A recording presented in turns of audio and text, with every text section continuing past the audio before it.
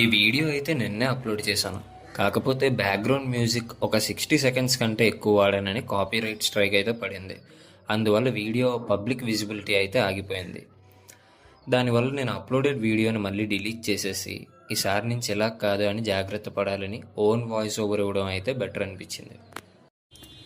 Hi friends, ఎలా ఉన్నారు? ఈ పుషప్ ఛాలెంజ్లో అయితే డే 5కి అయితే వచ్చేసాం.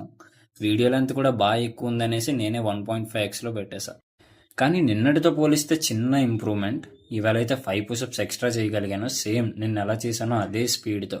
కానీ ఇంకా ఎక్కువ చేద్దాం అనుకున్నాను, ట్రై చేశాను. అప్పుడు 2 భుజాలు ఏమన్నాయంటే అయిపోయింది, అంతా అయిపోయింది, కొంచెం రెస్ట్ తీసుకోండి, లేదంటే రెస్ట్ ఇన్ పీస్ అయిపోతుంది. సో ఎలా అయితే ఇవాళ డే 5కి అయితే 45 పుషప్స్ అయితే కంప్లీట్ చేశాను.